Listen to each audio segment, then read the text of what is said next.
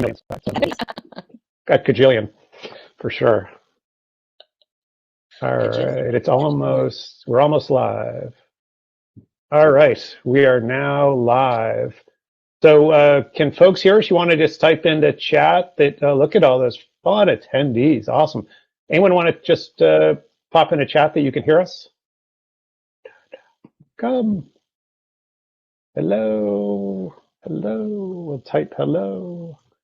Somebody. Yes, Hello? mischievous scallywag. Scallywag, yes. All right, good. Billy can hear us. Awesome. Well, I'm going to pass it over to Patrice. There's very limited time for these roundtables, so without any ado, let's get Patrice Gans in to lead this wonderful conversation. I myself am totally excited, so can't wait. Okay. I'm going to go mute though. Okay. All right. So, hi everyone. My name is Patrice Gans, and I will be moderating today's session. So I'm just going to give a little bit of an overview, set the tone, and then introduce the three panelists. So when it comes to diversity, equity, and inclusion, these ideas allow us to make progress towards better outcomes for everyone. During today's roundtable, the panelists will share their experiences with community building, while at the same time making sure we know what these terms mean and how best to use them to uniformly enhance connection and mutual understanding. Each panelist will speak, at least at the beginning, for 2 to 4 minutes. That will be their opening remarks. And after that, I will ask the panelists some questions for roughly 15 minutes, and then concluding 15 minutes will be opened to audience questions via chat. So let me take the time now to introduce our 3 amazing panelists. So our first panelist is Curtis K. Goodwin. Mr. Goodwin has spent the last 6 years as a diversity, inclusion, media advertising executive with Goodwin PKWY, LLC. He has managed partnerships that include associations like the National Society of the Black Engineers, Society of Women Engineers, Society for Advancement of Chicanos and Hispanics and Native Americans in Science, Society of Hispanic Professional Engineers, and the College Diversity Network, HBCU Business Deans. Mr. Goodwin is also currently serving on the Board of Selectmen for Board of Selectmen. In 2019, he was elected to the City Council for the City of New London, and he serves as the Chair for Economic Development. Our next panelist is Lucinda Williams. Ms. Williams is a founder of the nonprofit Young, Educated, Determined to Succeed. This nonprofit's mission is to provide youth with educational and recreational activities that will that will elevate their minds and explore their creative thinking skills while providing them with life skills to lead productive, successful lives. Ms. Williams is a creative and results-driven nonprofit management professional with exceptional management skills, skillful in directing complex, mission-driven projects from concept to fully operational status. Ms. Williams is also a contributing author to the book Blessed, Not Broken, Journey to Healing, and she has also been working for the past 5 years at Goodwin University as a business office manager.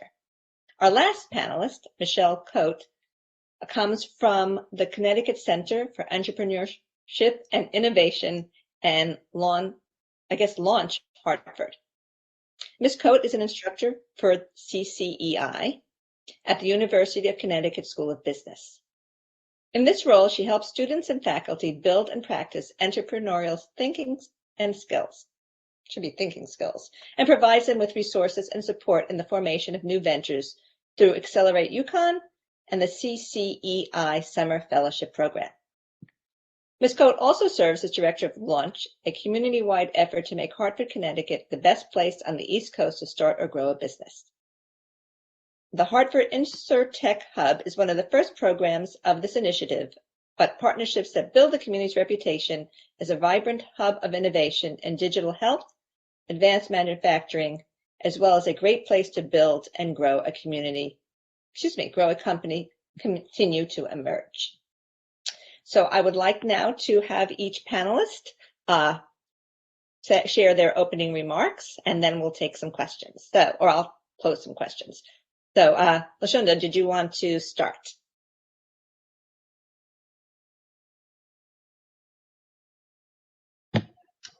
Sure. Hi everyone. This is a little bit different for me. I'm so used to being in front of people, actually seeing faces. I hear you. We'll be your faces. I'm excited to be here today to have the discussion on basically how to build a community and including diversity. My opening remarks is that it's very important to have, especially when you have different types of tables, to have different people from all different types of walks of life to actually sit at these tables to be included in order to build a strong community. Because I think a lot of times when we have different conversations and we have different things going on in the community, a lot of times people are forgotten and they're not included at these certain tables. So I think that's important. I'm really here today to listen, especially to Curtis' point of view. I really want to hear about and to see what I can do as my part in a community to build a stronger community. Thank you. Michelle? Yeah, thanks so much, Patrice. It's great to be here and talking about this topic. As you mentioned from my bio, I've had the privilege of helping to lead the development of Hartford's innovation ecosystem over the last 4 years. And, putting together an environment that is welcoming and serves, most of the community is a really big challenge, especially in the field of entrepreneurship, just because people have different definitions of what it is to be an entrepreneur. They have different definitions of what it is to be an innovator, and everyone has different goals. And so I think that, one of the biggest things that we can do to kind of get ourselves off to on the right foot in these conversations around diversity, equity, and inclusion is just to, make sure that we're hearing people and hearing what their goals are as they pertain to innovation and entrepreneurship, and being really clear about what it is that we have to offer today to help support those goals and ambitions, and what are the things that we need to build together as a community going forward to help make sure that we broaden out that definition and we have the resources and support in place that we need to serve all those different varying goals. So again, like LaShonda, excited about the conversation and where it goes this afternoon. All right, and Curtis, man of the hour. Hello, everyone. Thank you, Patrice. Thank you for moderating this. Bill, thank you for your hard work and keeping this platform alive and going. So, everyone, I'm Curtis Goodwin, Counselor Goodwin to the folks in New London County. I own my own media company, as Patrice said, where I've been focusing for the last almost decade now, building diverse communities, whether it be in the boardroom or directly in the community. I guess I'll start off by saying, we have to be intentional when we talk about equity, diversity, and inclusion. Oftentimes, we focus too much on the words themselves that have first, second, third meanings, to them. Oftentimes, we forget to be intentional. What does equity mean? And how do we break silos in order to achieve that equity through access to resources, through dialogue, through engagement, but all that stems from identifying what's in the self and what are those priorities in terms of what you can contribute to that main collective mission.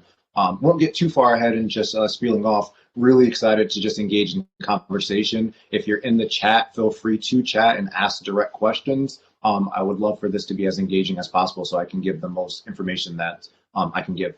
Thank you. Well, thank you. Great job. Okay, so I'm going to just start off by asking a couple of quick little questions, and then we can, get some feedback from in the chat, as you said, from the audience. Okay, so one of the things, and I think you've all touched upon this, I think might be a good place to start, might be a better understanding of what we mean by these words, diversity, inclusion, and equity. So I was wondering if anybody wanted to share with us, how we would define or think about those terms to begin with. So do we want to work backwards, or? So Curtis, you want to start and then we'll work our way back? All right, so the specific question is, what do we mean by diversity, inclusion, and equity? Right.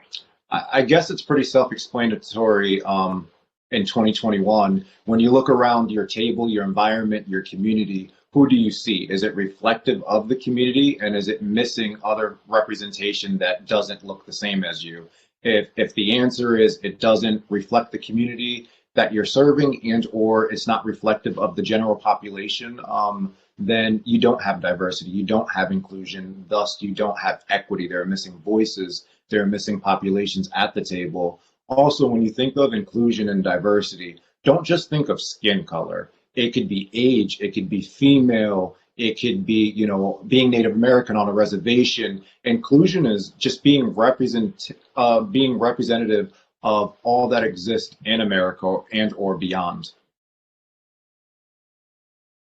Michelle, would you like to add anything to that? Sure. Curtis, you did a great job teeing this up, but I identify with a lot of the things that you had to say. I mean, first of all, diversity is just, again, having lots of different perspectives, people that have different lived experiences all coming together to be able to mutually define something, right?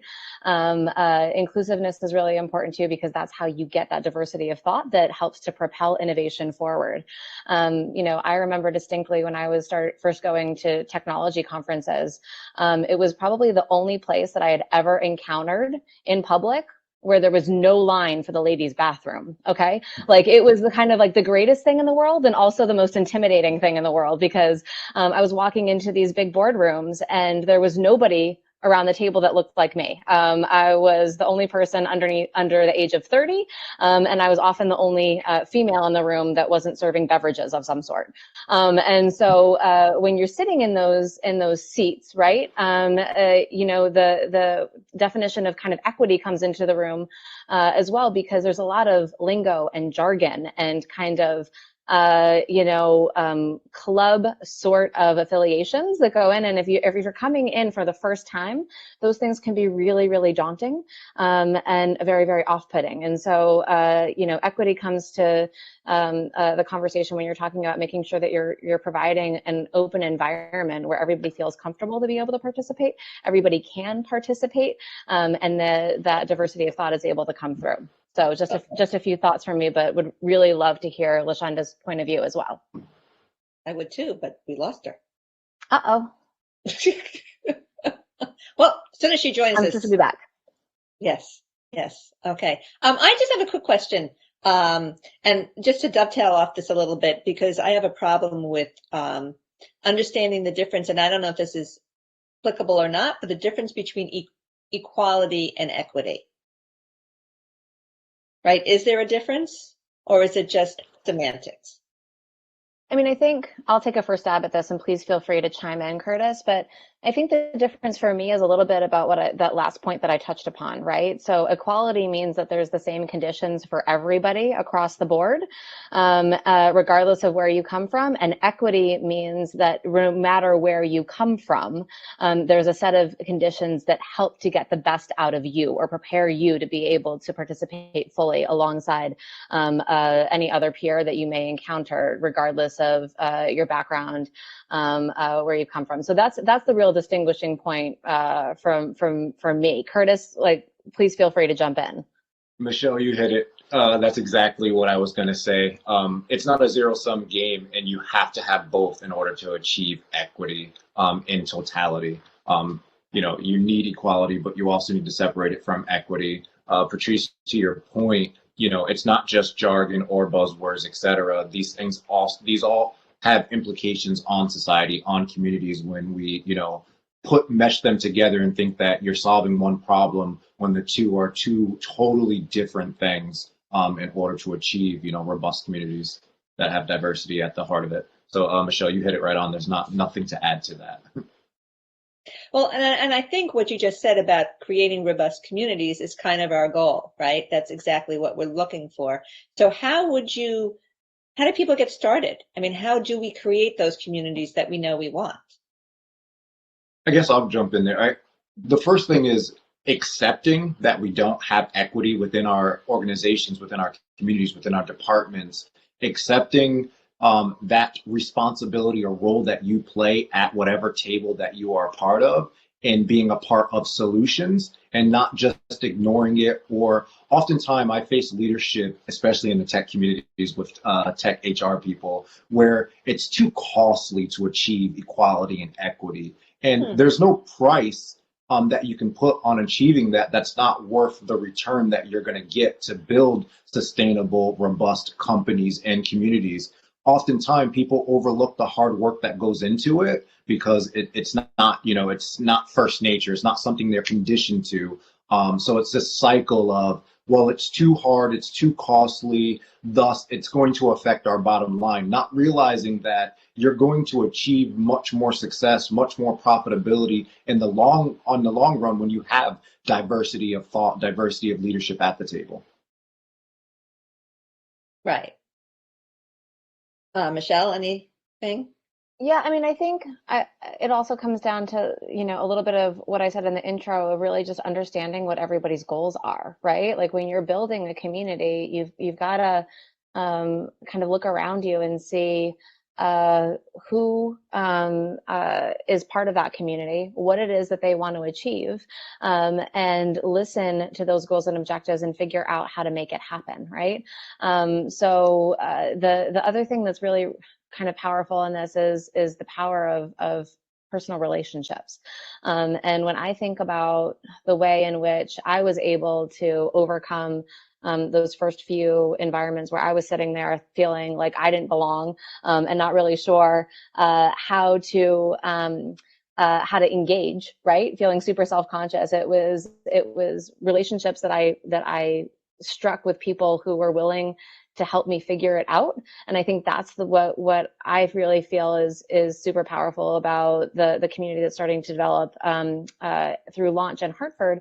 And it's about people working with each other, understanding what goals and objectives they share, figuring out what they each bring to the table in order to be able to make that happen, and then realizing that if they work together, we can bring in the other elements that we need to be mutually successful. So we're just starting. We certainly haven't figured it all out, but I think it's through that process of kind of discovery and continued dialogue that we're getting closer and closer to having people feel as though they're welcome and that they can suggest the things that we're missing to be able to bring us all forward. So I have my follow-up to that then would be the idea of what constitutes, you know, what's the community that you're referring to, right? So if you have an organization, your organization can be its own community, right? Mm-hmm. If you live in a certain place, let's say New London, and you're maybe doing something for New London, that could be your community. So how do you not only bring diversity inclusion within your close-knit community, but how do you create a broader, larger community where you bring multiple interests to the table? You know, so that you can create the idea of making your own individual community maybe more diverse, more inclusive, or more equitable. Yeah. Counselor, you want to start with this one? I want to make sure I'm following that correctly. Do you mean like, so for the city of New London, my attitude when I walk into meetings is how do we become the model city so that other cities, other communities, whether it's a physical location that people are confined to, or it's just a community of like-minded individuals that exist within a community, how do we become that model city and plant seeds that sprout other purposeful and mindful people in other communities so that they can build upon the framework that we're putting forth. Is that kind of where you're going with that? So I guess what I'm saying is there are definitely some communities themselves that by its own nature might not have this diversity, right? Because they're located geographically with where certain people aren't living. Maybe they're in an industry where certain people aren't currently involved. You know, I guess I'm speaking for myself, right? When I say that I run a nonprofit and I want to bring in more diverse partnerships or create more diverse partnerships, and I don't have that that community in of itself to draw upon. I need to create a greater or larger community to create that diversity. I think the key term there, so New London is surrounded by suburbia. Like where you leave New London, you're surrounded by suburbia. So my experiences as a Black man in New London are drastically different as soon as I cross the town lines. whether it be from interaction with police, interaction with other community members in other cities, because they're in their silos and they're isolated. So it goes back to how do we break those silos? Being intentional about, partnerships. This is where partnerships come in hand. Have you reached across the boundaries and formed partnerships so that you can discuss equity and or share common goals with a sister organization that's doing similar things, but more representative of a broader spectrum of diverse thought and diverse people? I think the key thing there is if you don't have diversity within your community, what are you doing to create diverse opportunities through partnerships? I mean, I have more questions, but yeah, I mean, to build on that point, I think the strategy, it's a twofold strategy with Launch Hartford. One, when we got started and I was asked to try to develop this ecosystem for innovation and entrepreneurship in Hartford, we weren't starting quite at zero, but it was a very small group of people who even really knew what those two words meant, and much less like when they go together, right? It's a little jargony. And so the kind of approach was twofold. One, issue a clear invitation to help inform the strategy that we were using to develop out that innovation ecosystem. And so I got a lot of people at the table who were interested and inspired by that challenge to help provide input, perspective, thoughts about what it should become. And once we all kind of got together, the second part of that was asking them to serve as ambassadors of that shared vision to the other communities that they were a part of, right? Because I was in the position of being able to assemble people from all across my community, many of which I'd never met before, that were in circles that I was not a part of. And so the first thing is issue the invitation, see who shows up, and then have it be a shared leadership model where you're actively asking. I rely on my board of directors. I rely on advisory committees that we've set up for certain things to actually be able to go out, bring challenges, questions, opportunities that we're trying to pursue to people who they know, get their input and feedback and bring it back to the group, so that we have an opportunity to have as many perspectives on a challenge or an issue as possible when we're trying to make it happen. Not a perfect system, and by all means am I confident that like we have every perspective in the city of Hartford covered? Absolutely not. Like there's just no way to make that happen. But it's the process of getting out and trying to do that that we will be able to kind of increase the ripple effect of what starts with a very small group and have it continue to kind of expand from there. Okay, so we're seeing if anyone has any questions. Lucinda also mentioned that she lost power, so that's pretty sad. She's trying to begin from the phone, but only see the chat box. I don't know. Maybe she can. Can you hear us? So if she can, maybe she could put some comments in the chat at least. No, I've so far no questions yet. I do have another follow-up. Okay. So I hear what you're saying. One of my questions would be, so some communities might face certain hurdles when looking to partner with them, right? How do we know what those hurdles might be, and how do we act? How can we be proactive to put into practice what might be helpful for them? Helpful for them in advance. Is that making any sense? So I can give you examples. Go ahead. Yeah. An example would be. Okay. So for example, I work with kids. I want to have a program, but transportation is an issue, right? They can't get there, right? They don't have means to get there. Maybe their schedule is such that they're not available. Maybe they need to work, or how do you motivate people maybe to necessarily participate, right? Maybe there's something they need to work as opposed to, helping out and volunteering. How can you account for the things that they need to make sure that, you have that equity in place, right? because there might be certain things that you're not aware of, you know. They're dealing with maybe certain basic needs that, you know, you need to account for. So Yeah, I mean, there's a couple of different things going. Go ahead, Good. Curtis. No, go right ahead, Michelle. I was just going to say, I'll be brief. I think it starts with probably the simplest of actions and then continues with stuff that tends to be like much more complicated, right? So the beginning point is just simply asking. I charge my students at the University of Connecticut every single day when they're developing a new product or a service. It's like, go out and talk to the people that you think that you're building this for to make sure that it works for them. Because if it doesn't work for them or it doesn't create value for them in some sort of way, you're not going to get paying customers. So when it comes to community building and figuring out things that are relevant for the group of people that we want to benefit, always asking what would be helpful before just assuming and building something out is probably the best advice that I can offer. But when it comes to asking, that means that you've got to be committed to listening, right?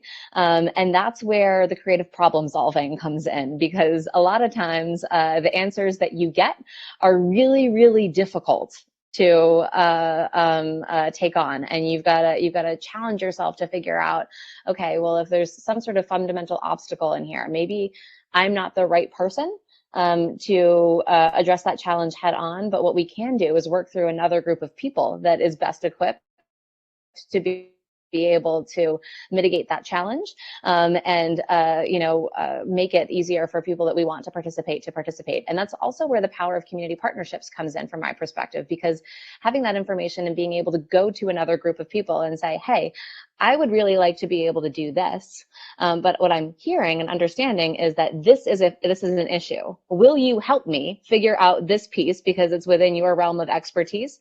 Now you've got a new partnership within the community that can help make all of that happen. So while it's not often like a straight line from A to B, it can also be a much more powerful outcome to kind of take the time to be able to engage other people in the work that you're doing, so that ultimately it's stronger in the end. Curtis, what do you think?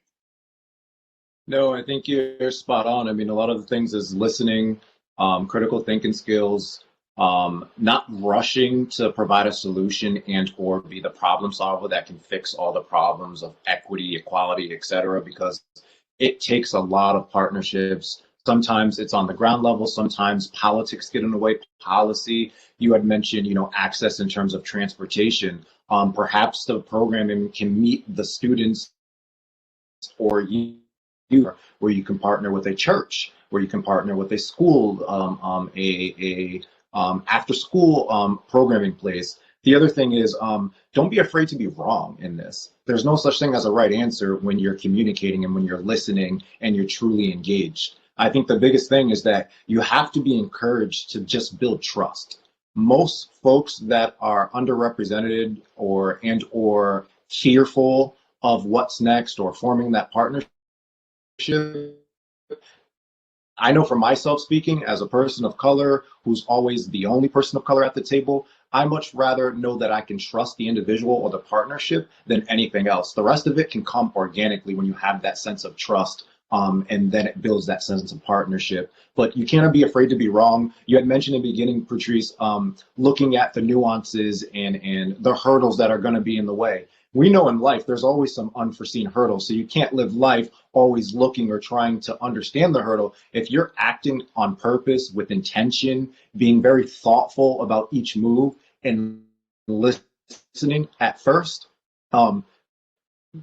you shouldn't be afraid to be able to navigate those hurdles with everyone involved at the table because you built that level of trust. Thank you. Lucinda, can you hear us? Can you speak, or did you have anything you wanted to share? I still obviously have more questions. Does anybody have any other questions before I continue? So Bill, I forget, what time do we have until? So you said we have oh, sorry, go ahead. 2:55. Okay, so we have, I guess that means 10 more minutes. Okay. So it's interesting. I have another question.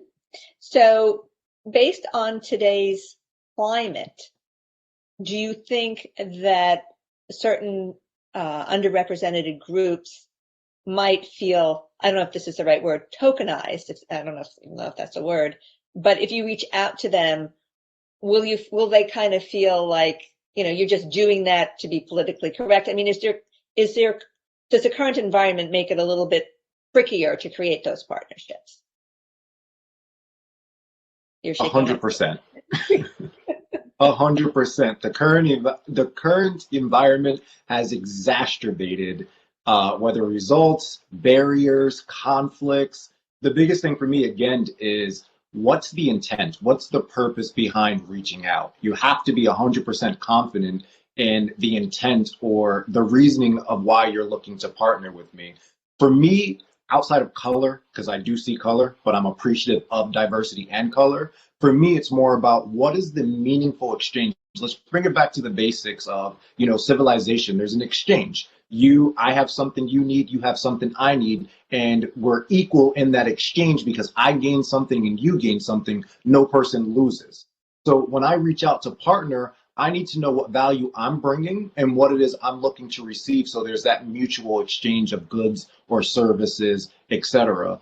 So when you have that intent and that purpose, and you know what you're looking for and or what you're looking to provide, it kind of gets rid of the elephant in the room. In terms of being the token Black person, I feel that every day. Because the intent is not meaningful. I don't see the value outside of, well, I want to listen to you. I want to support you. Well, what does support mean?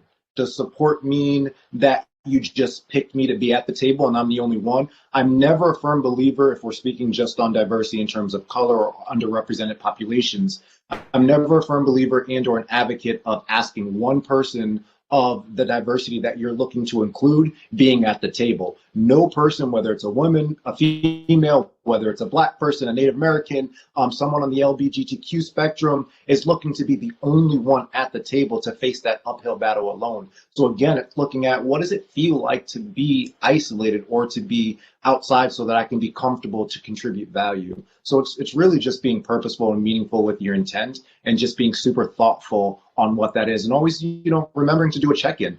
How do you feel? Is there some way I can make this better? Do you feel engaged? Sometimes we forget the little things as far as just a check-in to make sure, that person understands that your intent and that you're committed to their success. Michelle? Yeah, I mean, I think that it is super tricky, right? There's a lot of heightened emotion around this topic, particularly right now, and being someone who is not really underrepresented in the group of people that I'm a part of and has been a part of the innovation and entrepreneurship community for a while now in the city of Hartford. The biggest thing that I try to do is to echo Curtis's point, just be really clear about my intent and my motivation, and also be really clear about what it is that I can offer and what it is that I cannot offer, and try to help the people that I work with understand the constraints that I face within the role that I play, and to set those kind of stakes at the table from moment one, so that we all have the right expectations about what we can achieve together and what we can't achieve together. And I certainly want to invite people to be a part of those conversations, but I don't want to lead them to believe that participation in the work that we're doing can get them something that is just not possible. I don't think that that's fair, right? And understanding what it is that they want to achieve for themselves personally, for people that they care about. If it's not through launch and I can't offer that, the next best thing that I can do is help to make recommendations about other places where that might be more possible, right? So I think that, just transparency, humility, and shared humanity in these conversations really go a long way in trying to set conditions where everybody can feel valued and can feel as though they're working under the right pretenses, and they're going to be fulfilled for the effort that they put into something. Thank you. So quick last question, I guess, is if in the process of building your communities, have you ever experienced any hesitancy or any problems? What was the word I had? Any resistance, I guess, from the community that you've reached out to or within your own community in terms of expanding, creating that environment? As usual. Yeah, I can certainly lead on this one. I mean, I think, yes, we get called out all the time on things that we didn't think about, and conditions that we didn't realize existed within our community from where different people sit. And that can be intensely uncomfortable, right? Because as someone who cares deeply about our city and our community, I don't want to feel as though I've overlooked something. It's always my intention not to build something that feels exclusive to other people, right? But I have to accept that my lived experience is my lived experience, which means that I can't understand what everybody else's lived experience is. So the best thing that we can do when we get called out on certain things is to listen. And again, to kind of say, okay, thank you for bringing that to my attention. Here's what we might be able to do to be able to resolve that.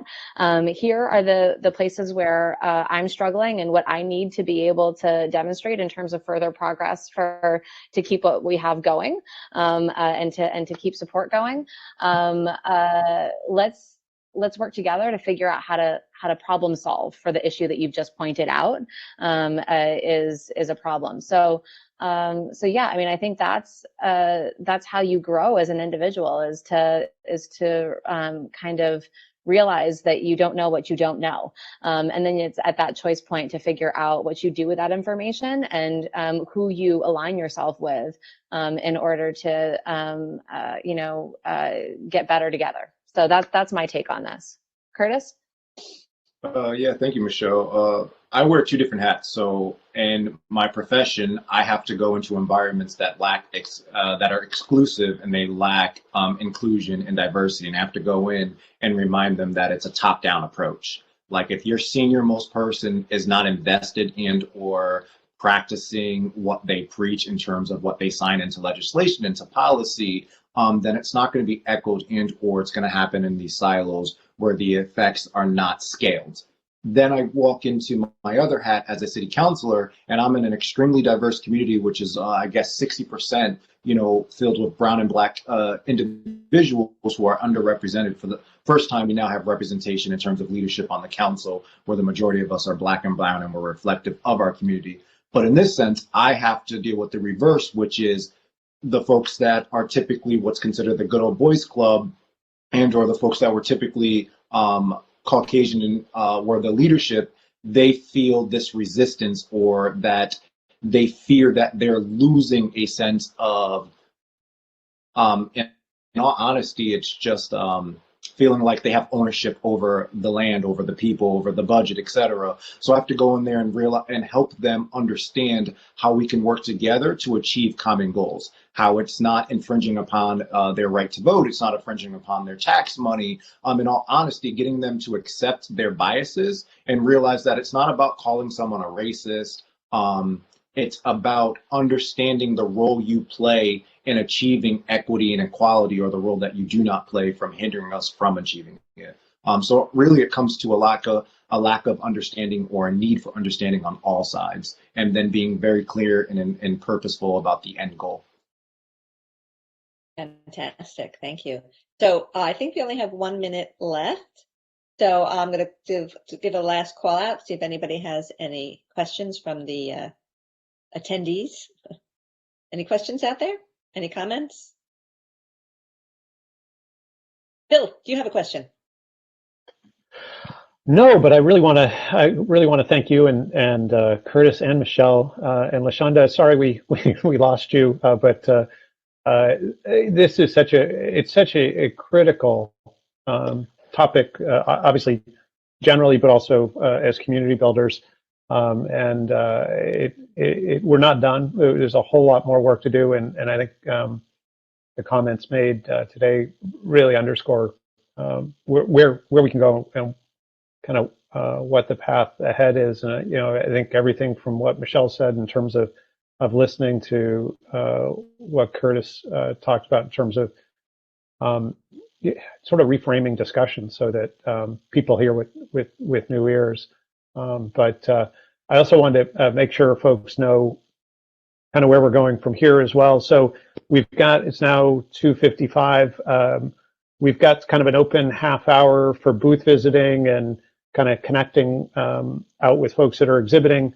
And then at 3:25, we have another set of roundtables evolving from a business idea, or from idea to a business, and then adventures in leading a scaling company. So this next set, starting at 3:25, are focused on sort of our venture category. And again, all past winners are a part of that conversation.